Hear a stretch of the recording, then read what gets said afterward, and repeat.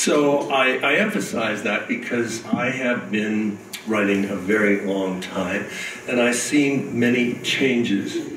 And I'm here to start with to give you a cautionary note that 2-3 years ago I stood up here and I said there has not been a better time for writers. I cannot say that now. There are, last year, 800,000 self-published ebooks. That was in 1 year alone. And we all, of course, have the freedom to publish ebooks. But the gold rush in 2009, when there were maybe 100, changed rapidly. And I've not seen that amount of competition in my lifetime. Add to that there are 500 scripted television series. If you put together network, cable, and streaming, Amazon, Netflix, Hulu, there are almost 500 original series. I'm not talking about reruns. Recently, Entertainment Weekly did a television issue, and there were dozens of them per page in which they were, the magazine was talking about the new arrivals. And this has happened rather quickly. Back about 5 years ago, Netflix had the idea to do an original series called House of Cards, and they were going to hire movie stars such as Kevin Spacey and Robin Wright. What were they thinking? Everybody said. And then more than that, they were going to release them all the same day, every episode in the series.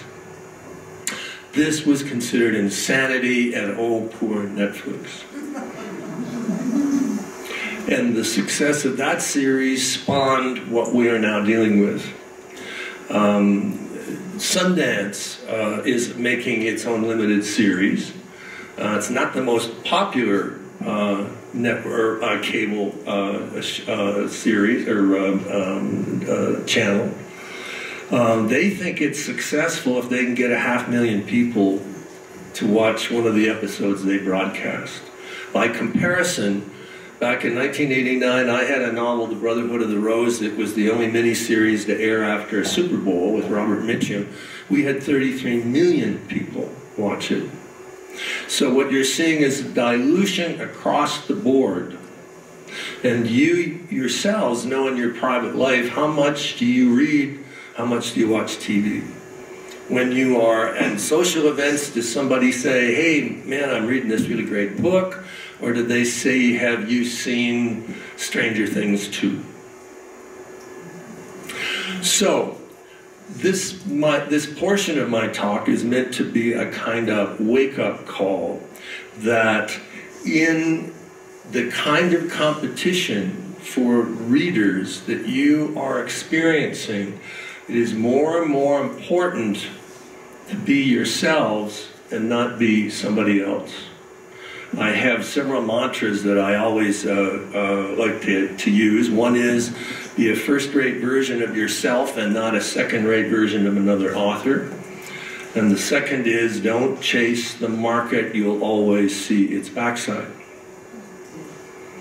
And in a market where we are seeing so much dilution and so much competition, it's increasingly necessary to be that person who stands out. I was at the Florida Writers Conference recently and chatting with people, as I chatted with many of you as we started this morning. And I said, so why do you, I love to do this, why do you want to be a writer?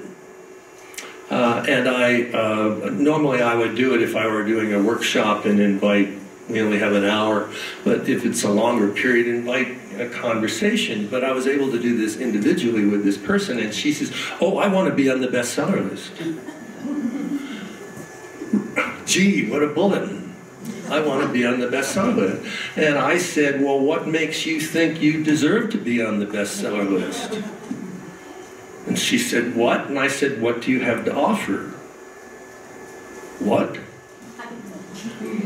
It's as if for many, and honestly, in the last month, I have talked to hundreds and hundreds and hundreds and hundreds of people about this very topic, and it's as if people want to win the lottery rather than want to write the very best book that they can in order to have the satisfaction of having written it, and then if the gods are in your favor, because all of this is a matter of how the culture is laying itself out at a given time. Personal story I've been writing Victorian mystery thrillers recently. My granddaughter Natalie died. This will all relate to what I'm about to say. My granddaughter Natalie died in 2009 from a rare bone cancer that was also the same rare bone cancer that killed my son in 1987. Only 200 people get it each year, and it's not believed to be inherited. Suffering grief twice, I looked around, I didn't want to be in this world. So I had always been interested in the Victorian period, and I retreated to the Victorian period out of necessity, because that's where I wanted to be. And I found a character, a real-life person back then. His name was Thomas de Quincey, who had been the first person to write about drug addiction in a very famous book at the time, Confessions of an English Opium Eater. And because of his opium, he had begun thinking about how the human mind worked. It had forced him to be introspective. And here's a quote, I love it. He concluded that the human mind is composed of chasms and sunless abysses, layer upon layer, in which there are secret chambers where alien natures can hide undetected. So this is Freud, and he invented Freud 50 years before Freud, and it's assumed that Freud got many of his ideas by reading Baudelaire's translation of De Quincey. I figured this guy was so interesting, I was going to go back to 1850s London when he was big as an author and a personality, and disappeared. For 2 years, I did nothing but read books about 1850s London. My friends told me I was crazy, that the creator of Rambo, the person who had written spy novels such as The Brotherhood of the Rose, or horror novels like Creepers, could never possibly have a success by writing books about 1850s London and this crazy guy named Thomas de Quincey. And I got my best reviews that I'd had in 10 years, and I sold more books than my most successful book in 10 years. Against all advice, because I felt a compulsion.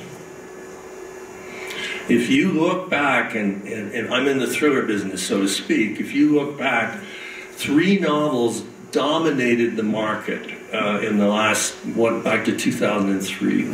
Dan Brown's Da Vinci Code, Stieg Larsson's The Girl with the Dragon Tattoo, and Gillian Flynn's Gone Girl. God help us. The number of people who imitated those 3. Gone Girl is distinguished, it started a niche subgenre which is loosely defined as the person closest to you is your worst enemy. And it's distinguished by alternating first persons who are unreliable. Well, it's as if literary history didn't exist before Gillian Flynn did. And remember, that was like her 4th book. The previous 3 had not done very well, and there was not a lot of expectation for the 4th one. But the 2008 recession occurred. And she lost her job working for Entertainment Weekly, and had the chance to be introspective about what people of her generation were going through.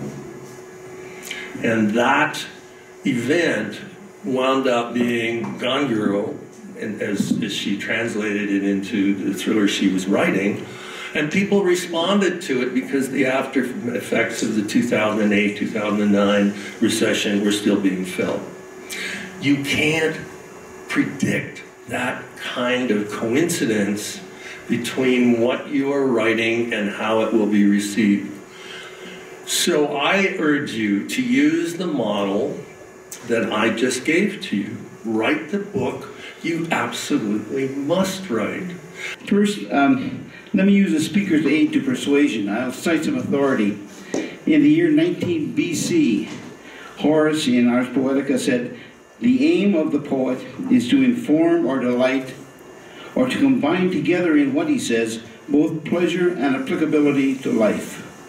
I'm going to wrench that definition just a little bit to suggest that story delights, while plot offers actions applicable to be drawn from life.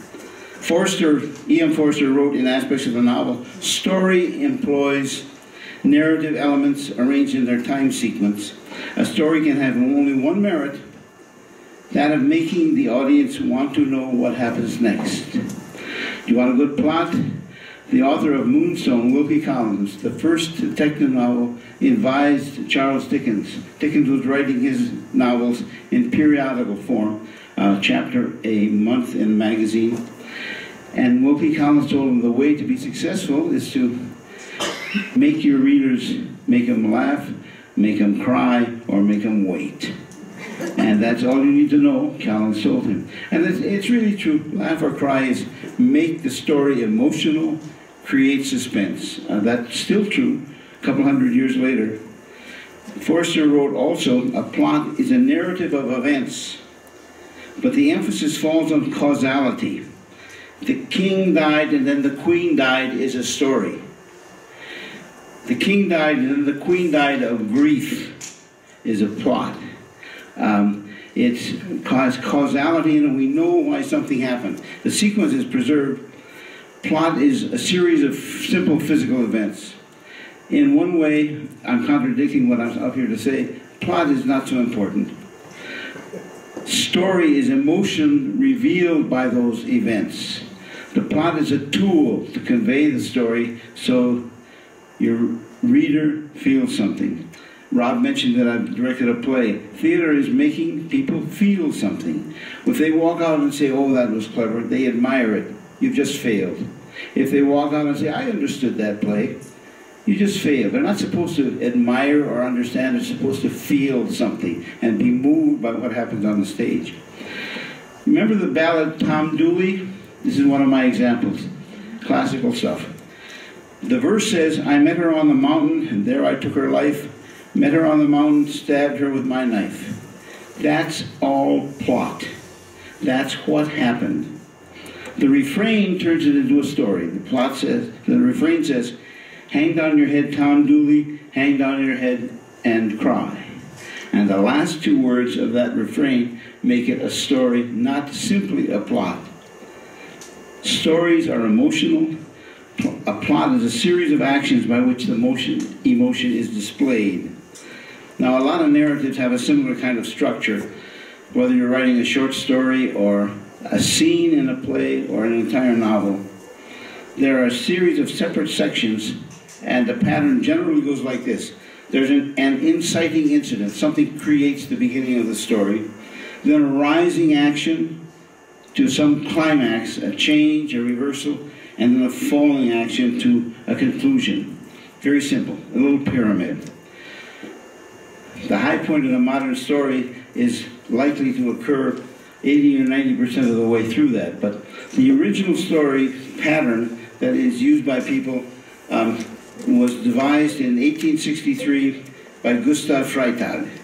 And Freytag's pyramid has been used by writing teachers forever.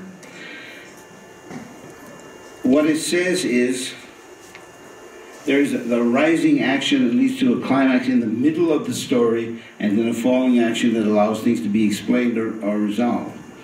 If you wrote your story right now with your climax and resolution in the middle, it'd be pretty dull. Suppose the end of the story is the villain gets his comeuppance, or we find the MacGuffin, or whatever it is the story is pointed toward, and then half the story follows that. No, people are going to be asleep by that time. It's got to be later in the story. The plot needs to move in a funny kind of pattern. Let's modify the Freytag pyramid. It's still roughly the same shape, and I'm sorry I'm speaking with my hands. I lived in Italy for 2 years and never got over it. There's a happy modification of the Freytag pyramid. It's been called the Fichtean curve. It begins immediately with a rising action. Something happens, a trigger, and begins climbing this little slope with a crisis and tiny resolution, and then another.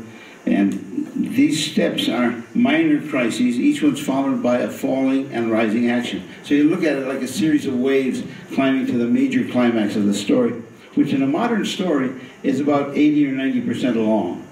Toward the end, the story reaches its climax a long way through the book, and the remaining questions are answered. I'm going to use a sample plot. A hero's journey. You know this plot version. A lot of people teach it. First, the hero accepts a call to action. Something triggers him to take on his quest, whatever it's going to be. And the hero then must leave an ordinary world to take part in an otherworldly or extraordinary adventure. Something new and different to keep our interest. This pattern is very obvious in science fiction and fantasy. Even in horse operas, there is some trigger at the beginning of the story that makes the hero go into a new event, a new activity, or a new location. The story begins in rising action, develops in that series of peaks I mentioned. As conflict is resolved, more conflict, another resolution, a crisis, another resolution. It steps its way up to keep our interest. And the most intense crisis in the narrative is the climax, where the major change takes place. And there are a series of minor peaks to resolve it all. Now, the hero may return to the ordinary world. He's solved his problem, met his quest goal, comes back to the normal life he used to live, but he very often brings with him a memento of that trip. He has been changed somehow. His circumstances have changed, his personality has changed. He comes back a different person, or brings proof of his adventure. Think about Samuel Gulliver, or Lemuel Gulliver, returning to England after being in Lilliput. Remember what he had in his pocket? A miniature sheep, tiny little sheep, 1/6 the size of a normal sheep. It proves he was on that journey and voyage, and his fantasy was not entirely fantastic. Some of it has some realistic proof in it. Finally, the resolution, loose ends are tied up, and we're in a new, stable society. A romance follows this pattern very commonly. You begin in a stable world. There's a crisis met that gets the heroine generally, rather than the hero, on a new journey. By the end of it, her crisis has been solved. The worst pulpy version of that romance, there is the kiss, or the resolution of some sort at the end, a romantic resolution, and she's back in a new world, a new stability. Comedy goes from stable to unstable, back to stable again. That's just a very basic plot. These are like the scenes in a drama. You attend a play, you will see a variety of scenes marked by changes and pattern, each one followed by a low point. A friend and writer, screenwriter, director Jerry McNeely illustrates this pattern with a few words. He says, things that happen in this ascending pattern are good, bad, better, worse, best, worse. Yippee, oh shit. It climbs and climbs and climbs until there's extreme satisfaction and extreme depression at the end of it. And then it smooths out and everything is resolved. I mentioned a film director because movies and television, like most popular fiction, all popular fiction, usually displays a less subtle and more direct and even blatant structure following this pattern of waves. I'd like to offer today 3 films as examples of how a plot is formed and how it's marked and how you can recognize it. When David said that he goes to a movie and enjoys it in a way different from some people, he's not lost in it. I understand perfectly. He's following the structure. He's looking to see where things and changes take place. How did they do that? Not what is this film about? That's story. how it was done is plot. And as a writer, he looks for that, looks for the model. He says he does, I know I do. Films are usually less subtle, at least partly given the time constraints. A film has to resolve everything. It'll keep your attention for 2 hours. It's all done in 2 hours. A novel, you can spend 2 or 3 days reading it and being satisfied with it. One of my favorite books is a science fiction novel called Left Hand of Darkness by Ursula K. Le Guin, excuse me, give you her initial. And it's a very interesting story. I taught it in a science fiction class at Temple University. And had a student give me an image that has stayed with me all this time. She said she enjoyed the story so much and the world she was visiting that she didn't want to leave it. And she knew she was nearing the end of the book, and because here's the image. She knew she was nearing the end because the pinch of pages in her left hand kept getting larger. And she turned the page, and it kept getting, and she knew she was getting to the end of the book and did not want to finish the book. And so what she did, this is her reason, by the way, for not turning in a paper on time. She said she would read 1 page before coming to class in the morning, and another page before going to sleep at night, and did not want to finish the book. Well, I forgave the late paper. She was absolutely right. It's a complete world, and the suspense, you feel it, that's laughing and crying, and you wait for what's happening next. And she was willing to create even greater suspense for herself by backing away from the story and waiting. If you can make your reader wait and anticipate the next chapter, then you'll be very successful in telling that story. Characters and dialogue. Oh my. They go hand in hand. You can have one without the other, as David and I were talking about earlier, but you really know very, very few people who never say anything. So how do we do that? In my own brain, I have a very black and white brain. And so when I was thinking about characters and dialogue for this talk, I was thinking, okay, well, they do go hand in hand. You kind of mesh them together. But in my brain, they're separate things. So why don't we go to the second slide real quick. Da-da-da. All right, slide 3. I would like to also thank Kimberly for being here today and running the slides for me, because I have no idea how to do it otherwise. I had way too much fun putting these slides together. I should have probably spent more time writing, but I'm still new to PowerPoint, and I just have so much fun. So I have 7 tricks to make your characters real. And there are more, but I'm just narrowing it down to 7 because I had a hard time narrowing it down to 7. You need to know your characters. We do write in solitude, although if your brain is anything like mine, there's lots and lots of people in there. And I've had a hard time telling people that, or accepting the fact that, no, it's just me sitting there at the computer working. Because in my brain, I've got a whole bunch of people, and I'm not alone. People talk about, oh, it's a lonely profession. I don't think so, personally. I got a whole cast in there, and they're all trying to come out, and they all have to take their turn, and that's what's one of the things that's difficult, is they're all clamoring to get out. And I'm going, no, not your turn yet. So in order to really know your characters, one thing I would recommend that you do is find a place where they might be. At a coffee shop, at the mall, at the library, at a bookstore, out on the open range. I do write Westerns. That's pretty much the only thing I write.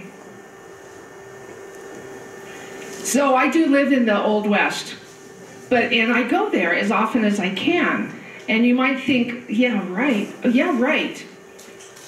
Down in Old Town, as on my business card, if you got that, it says gunfighter. I was a New Mexico gunfighter for 10 years.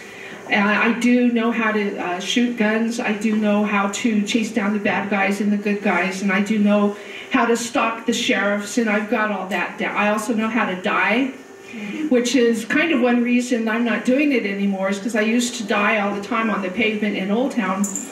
And hitting the ground is not hard. I mean, the ground is hard, but you know, it's not tough.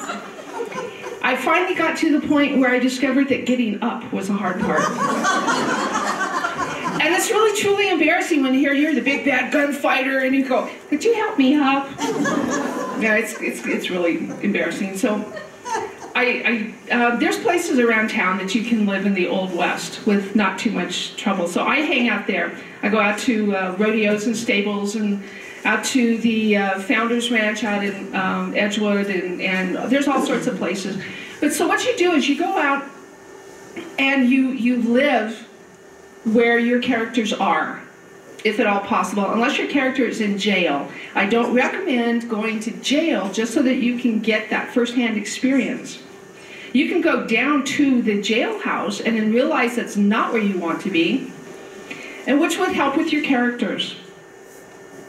Another nice thing about going where they are, where your characters could be, is you can experience the smells, because yes, there are smells.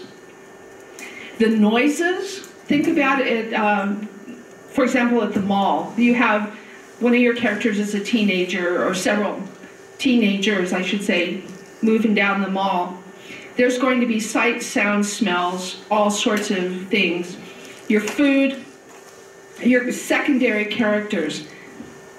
Your secondary characters are the ones who are not your main characters, which is kind of a stupid thing to say, but it's true. You have your main characters, the ones who do the most action and the stories are about, and then you have the secondary characters who I like to think of them as walk-ons, the extras in the background, the people, they come on and they do something to help the story, and then they're gone. You never see them again. And unfortunately, some of those, for me, are my more interesting characters, because they just appear. We were talking, I think Richard was talking, and David maybe, about these characters just come with their first names, the last names, and it's true. My characters, I have found with the now 9 books that I've got out, soon to be 9, is when my characters come pre-named, hallelujah, these characters are going to be wonderful. If I have to struggle getting a name, a first name, and then a last name, I know they're going to cause me trouble. And sometimes I literally delete them and go, I'll wait until you come back with a name, which is an odd thing to do. So my handy-dandy helper here, Shar, passed out this character sheet. If you did not get one, let me know. This is yours to keep, of course. And this is per character. And what you do, of course, is you write down your characters. And this is to get you to know them. And when the first few times somebody said, oh, you should have a character sheet, you should write down all the information, you should have a conversation with your character. I went, yeah, right. Well, as I'm finding, yeah, right, that's a really good thing to do. Because invariably what I'm finding is things like education for my characters is real important. Their hobbies on occasion, what that does is it makes them real people. Because the whole idea of what you're doing is creating a human. And you think about people you know, maybe, they go to work, they come home, they watch TV. They get up, they go to work, they come home, they watch TV. Boy, that's interesting. My brother-in-law, for example, I'm serious, that's what he does. So on the weekends, we see him sometimes for football. I say, so what's new? Nothing. So what are you doing? What kind of hobbies do you have? He doesn't go anywhere. He's not social. Boring. You don't want your characters to be like my brother-in-law. The psychological sketch, The Greatest Fear. Oh my goodness, what you could do with that in your story. Holy cow. You need to know that. Happiest moment, it comes in. As you're writing your characters, you're writing your story, the happiest moment, the saddest moment, what they're most ashamed of, what they're most proud of, things like that, what they want, what do they love. Sometimes the psychological is much more interesting than the physical. Yeah, we get it. Tall, short, skinny, fat, old, young, male, female. Yeah, we get that. But what makes them tick, what makes them them, makes your characters human. I also found that childhood memory that I've listed on here has really helped a lot. When I'm trying, I've got a character who might be, I don't know, what's it called, retrospective, and maybe a childhood memory would come up briefly, and I'm not talking pages, I'm talking briefly, but that gives character, it makes them human. Also at the end of that, I also put down here the dialogue that we're going to talk about later on. I'm not going to go over it, but I gave you examples of punctuation. That's just on the back of that page.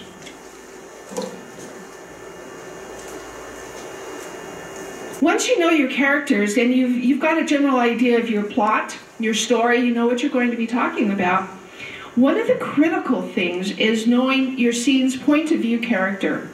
Now, the point of view is the story told through that person's eyes. Each of you, each of us, have our own point of view. That's the only point of view we can have. Now, I can't stand here and look at Yasmin and say, oh, she's hungry. She's thinking about what she's going to cook for dinner. She's worried about tomorrow if it's going to be rainy. I can't possibly know that. I can't. There's no way. If I'm my point of view character, I cannot tell you what she's thinking. And with a lot of cases, you don't really want to know what they're thinking. But when you're writing it, you have to keep those blinders on. Look at your story from that character's point of view only. And that's hard to do because you have all these other characters out there going, me, me, me, hey, you, over here, talk about me, hey, it's my story over here. You just gotta push them to one side and go, your time will come, this is not your turn yet, just shut up. Today I would like to offer my suggestions concerning an important element regarding novels, creating the setting. If the setting is well established, it can become an incredibly important part of your work. A character in itself, I'd like to read an example just to kind of warm things up. I read a lot of the Preston Childs books, the Pendergast series, until just recently. I'll tell you more about that later, maybe. This is a little short segment from the Cabinet of Curiosity, kind of what you're interested in and the idea of a setting a place. 12 niches, 3 bodies to a niche, all very neat, very precise. To the next to the last niche, she stopped. Then she stepped back into the middle of the tunnel, trying hard not to think about the implications of what she was seeing, keeping her mind strictly on the facts. At any archaeological site, it was important to take a moment to stand still, to be quiet, to quell the intellect and simply absorb the feel of the place. She gazed around, trying to forget about the ticking clock, to blot out her preconceptions. A basement tunnel, pre-1890, carefully walled up niches, bodies and clothes of some 36 young men and women. What was it built for? She glanced over at Pendergast. He was still at the far end, examining the bricked-up wall, prying out a bit of mortar with a knife. By definition, the setting or place is the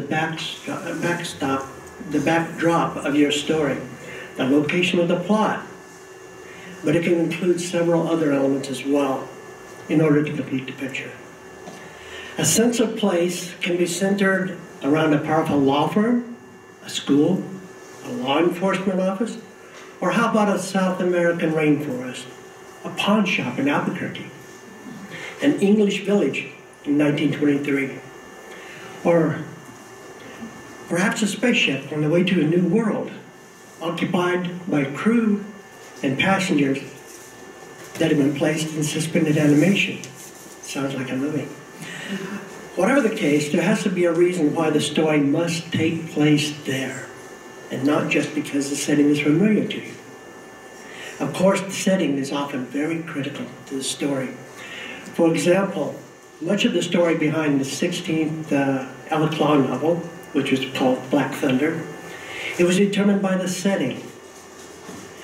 And I got this idea based upon the fact that several women's bodies were found in a particular location in Albuquerque.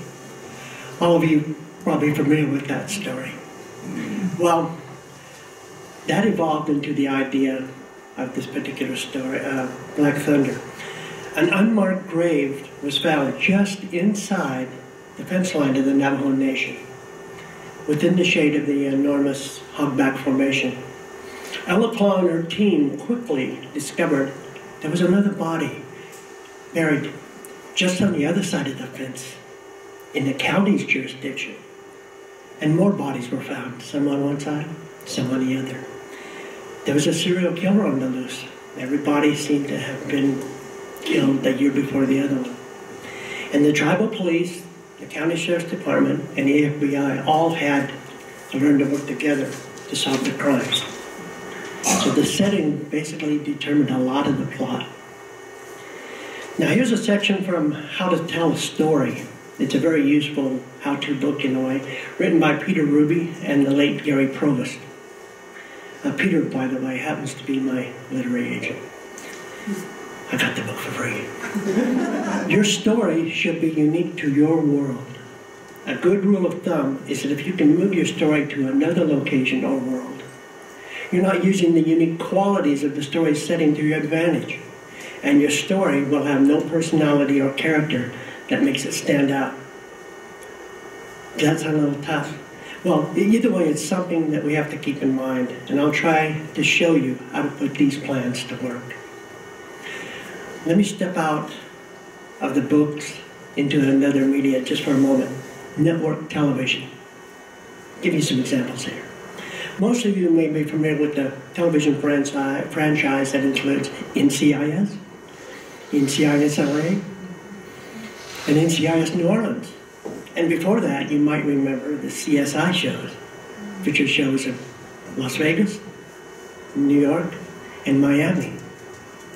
These TV series had written scripts, of course, but though they shared many commonalities, they had personalities all their own, not only because of the characters, but because each show had a different setting, a different sense of place. Here's another example from the film industry. This was something I was talking to Melody about. In 2007, a wonderful film documentary was released. It's called Into Great Silence.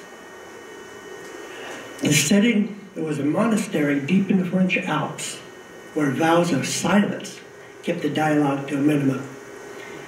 The story was very visual, and the sense of place, beautiful place, augmented by the silent work of the monks, could be overwhelming at times. If you want to get a real idea of how much a sense of place can add to a story, take a look at that one. But let's get back to novels.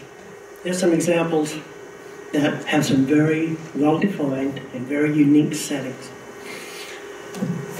I told you I've done a lot of reading from Lincoln Childs and Doug Preston. Their Pendergast series have written books that are set in a fictional New York City mansion, the Natural History Museum, an abandoned mine behind the Salton Sea, and a secret lab in New Mexico, just to name a few. The novels are highly dependent upon their unique settings, and the details are extensive. These writers are masters when it comes to opening your eyes, and all the other senses of the readers. It's very important to remember that every scene should contribute to that sense of place. And sometimes, even more importantly, something new or different in a location that the reader's already seen. For instance, a misplaced or missing object or something new. Every place should have something to offer to the story. And you don't have to use a lot of words to make a scene interesting to the reader. I recall reading a sentence in a Tony Hellerman novel. I don't remember exactly what it said, but in that one small sentence, it's sort of like you were looking at a whole world, the master of the English language at work. Now you have to remember that the reader has to know what the characters in the story are seeing, or they think they're seeing. It's always fun talking to you guys because I have to think, oh my, how do I clearly explain what I know how to do but can't explain how to do? But I think I'll start out with a story that I often tell my students. So my father was a mining engineer in South America in the 30s, taking mule trains up through the foothills of the Andes and so on. And he owned a big whacking machete, gigantic knife. Actually, Kim, can you show us that first slide?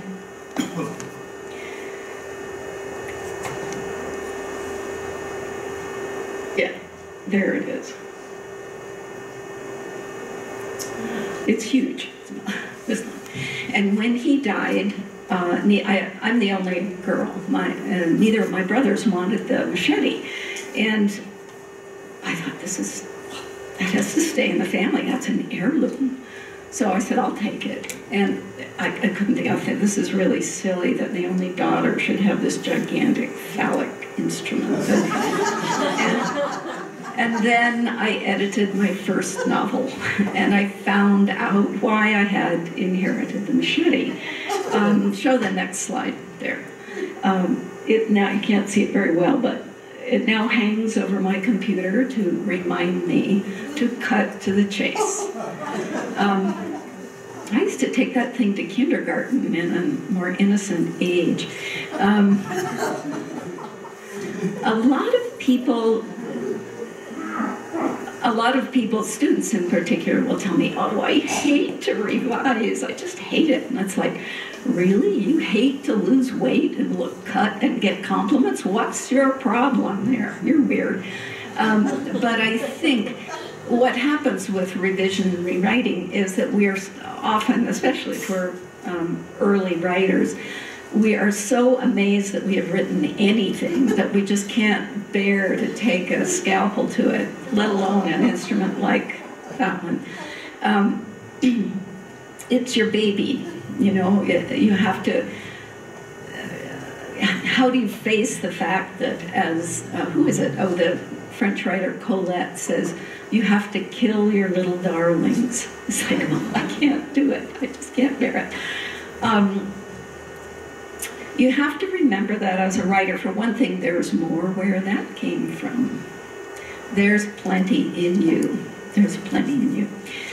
And as a quick revisit of another thing, you guys have taken classes from me are going to go, oh, she's talking about that again. That the writing process really takes 4 hats. And if I were in a silly mood, I would have brought the 4 hats themselves, but you'll have to think of them metaphorically. The first hat is the writer hat.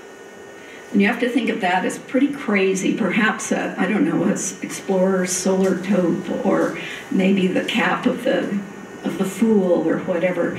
It's exploratory. You're making, architecturally, it's the equivalent of making notes on the napkin, writing in a daybook, a journal, free writing, whatever. Do you want to show the next slide? And this is the last one, I think. Those are all daybooks. Those are journals and sketch journals combined that I keep. I'm at about 260 something now. I've kept them since I was 13. producing tons of stuff. I think of it as driving a VW bus from Boston to San Francisco and stopping at every yard sale along the way and going, oh, that looks interesting, and chucking it in the back. And then when you get to San Francisco, you say, no, I really don't need a lava lamp. That one can go. But that's the generating stage. That's think of a squid casting its sperm upon the Gulf Stream or something. You're just tossing it out there to see what will happen. And don't revise too soon. You know how it is when you move into an old house that hasn't been lived in for a while, and you turn on the tap in the bathtub and this horrible water comes out, and your first impulse is to turn it off. Don't turn it off. What are you supposed to do? You just let it run. Let it run. Of course you're going to write tons of crap. There's good stuff in there. So the writer hat, the rewriter hat, takes a step back from your writing. And that the rewriter hat is, you would say, deeply structural. That's almost architectural. Now, will the building stand? You may not know this at this point. You've got all this junk, and you're taking a little bit of a step back and going, what have I got here? Is this going to work? So that's, the beginning of making it solid. So the writer hat, the rewriter hat, that's the editor hat. This is also structural, but you have to have that solid first base before the editor is going to be very effective. The editor's dealing with doorway treatments architecturally, refining it. And the fourth hat, of course, is the copy editor hat. That's the one that is familiar with the spell check button and makes sure that your pages are numbered and that you haven't put any apostrophes in its when it means possession. And incidentally, the only time you need an apostrophe in the word its is when it means it is.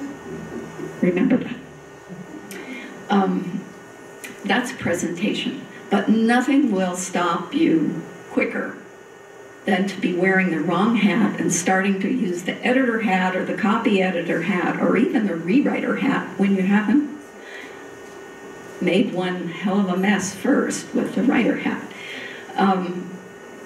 So that's your baseline for revision, is realize which world you're in, which hat you're wearing. And of course we do switch them out as we write. It's not perfectly in stages like that, but you have to be aware.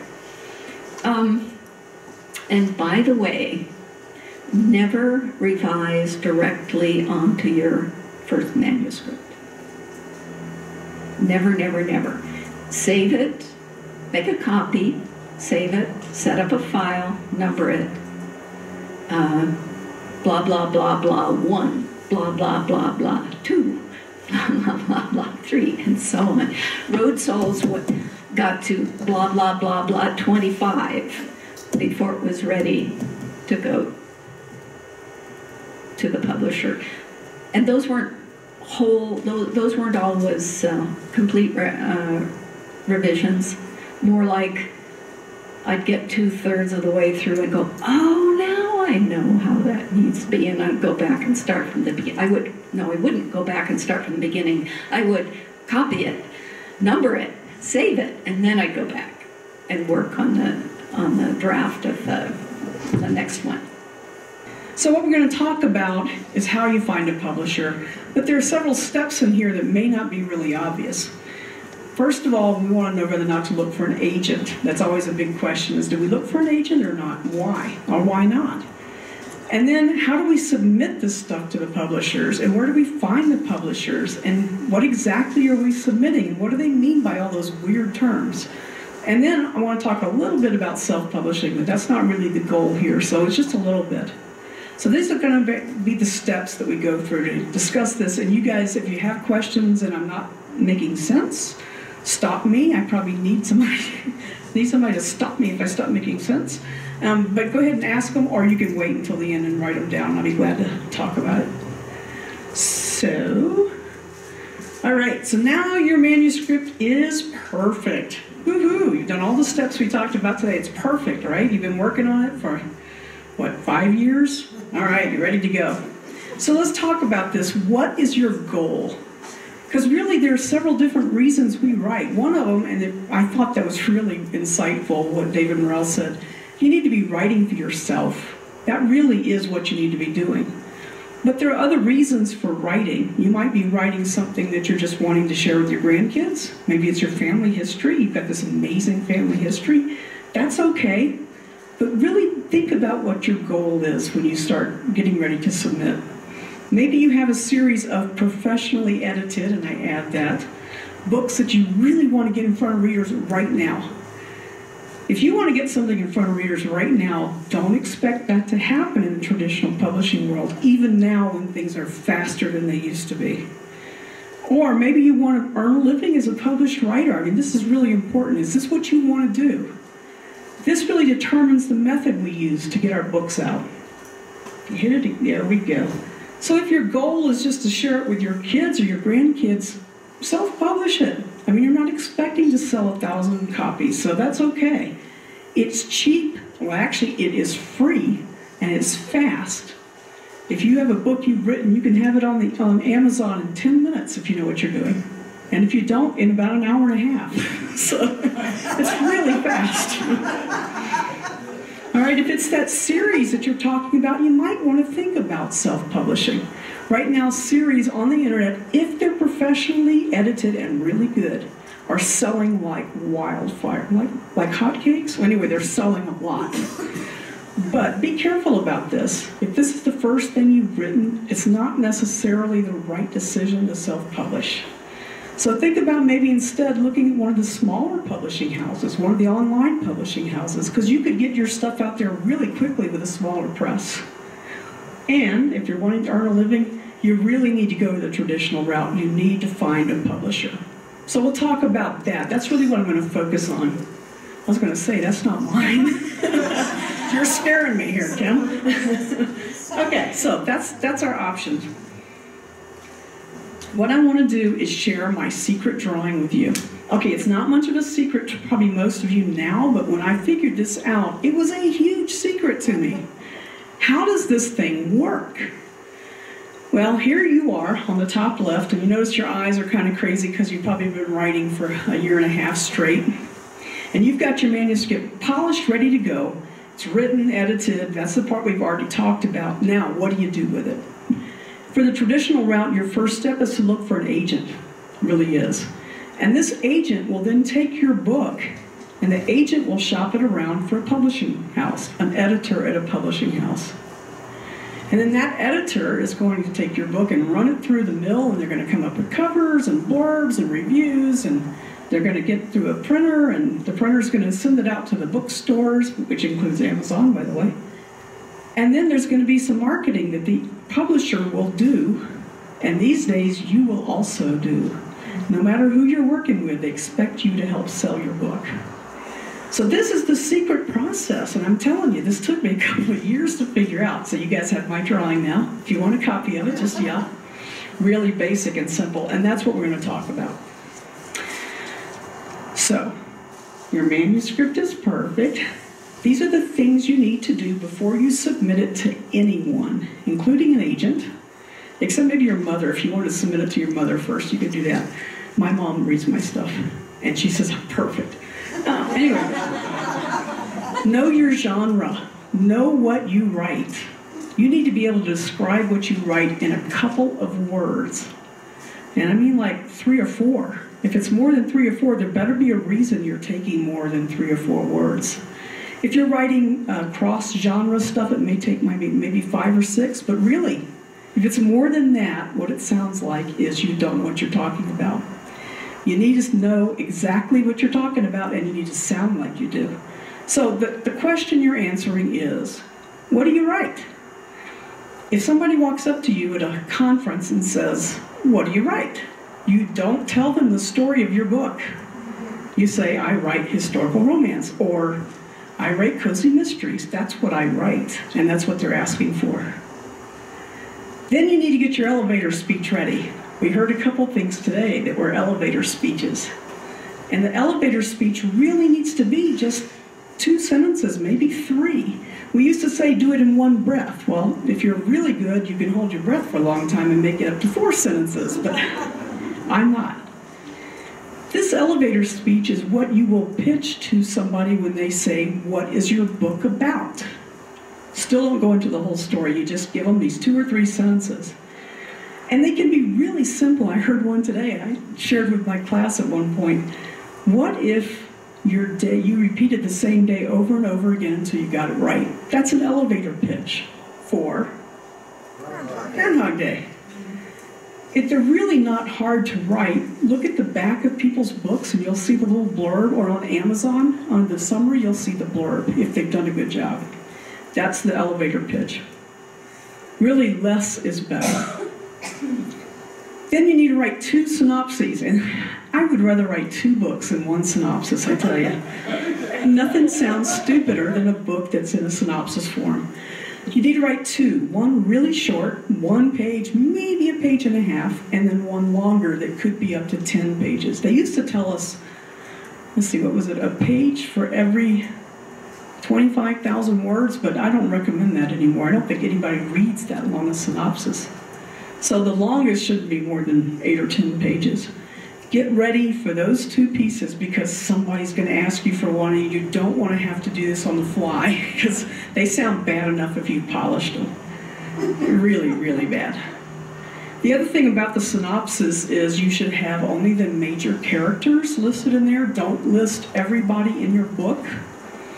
When you list the major character the first time, their name is in capital letters. I mean, this is kind of technical details, but it's really important to understand this. And in that synopsis, you talk about what the inciting incident is, what your plot twists are, and how the book ends. You don't ever want the editor or agent guessing how the book ends. That'll get rid of them really quickly. And then the last thing you want to do is write a query letter. And you can make a general query letter, and then you can really personalize it for each person you pitch to. Query letter is a business letter, because hey, you're a professional and this is a business. I have some examples that I'm going to offer you guys after I talk. You can't come running up now. But they're probably not quite enough for everyone, so if you'll share, that would be nice. On one side, it tells you how to write a 1-page synopsis, and on the other side, it tells you how to write a query letter. And I obviously printed it upside down. Anyway, that's what you want to do, is you want to think about how to do that. So get those things ready to go, get them really polished, and then you're ready to start the process. Are you excited? Ooh, I'm excited. All right, so here are my suggestions. Submit to agents first. That's the first thing you should try to do, is get an agent. Once you get an agent, your life has become 10 times simpler. And I have to tell you, I wrote and published, I had books published for 10 years before I got an agent. So you don't have to have an agent, but it really does make all the difference in the world. If you don't have an agent, there are a lot of publishers who will not look at your work. They only want agented submissions.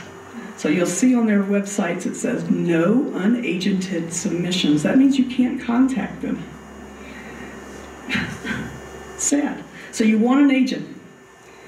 If you don't get an agent, and you really worked at it and you've given up because you've tried everybody you could think of that would make sense, then go to the big publishing houses who will admit or will accept unagented submissions. And that's really hard to say.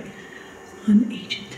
So once you've given up on the agents, go to the big publishing houses, write your query letter to them, tell them about your book. And if they're not interested and you get a whole bunch of Dear Author notes, then go to the next smaller ones and then finding the tiniest ones. This is a process. If you're really trying to publish your first book, it would be kind of a surprise to get a really big publishing house to bite first. That's okay. You've got stuff to learn still as you're writing and you're getting published. And this is the way I looked at it, is I learned huge lessons with every publisher. I worked with big ones, medium, little ones. They all taught me something. So they'll teach you about the industry. You'll learn about the industry and you'll gain some confidence in your work once you're working with a publisher. I do have a warning here. Don't give away everything you've written the first time somebody asks for it. So my story was that my first book was published by a huge publisher, but it was a fluke, and I won't even go into that whole story. After that, I started pitching books to smaller houses because I couldn't get the big houses interested. I was still learning lessons. So a really small publisher saw my stuff and she loved it. She just loved it. She said, "Oh, what else do you have?" And I'd written 15 books by that time, so I had at least 8 of them that were ready to go. And she said, "Oh, I'll take them all. Here's your contracts. I'm going to publish all of these." And I was so excited about that. That was thrilling. Unfortunately, I realized later I was getting better over time. And some of those that I had written later, I could have sold to bigger publishing houses and actually made more money off of them. But I had them under contract, so I had given away everything I wrote. That's my warning to you. Don't give it all away right at one time.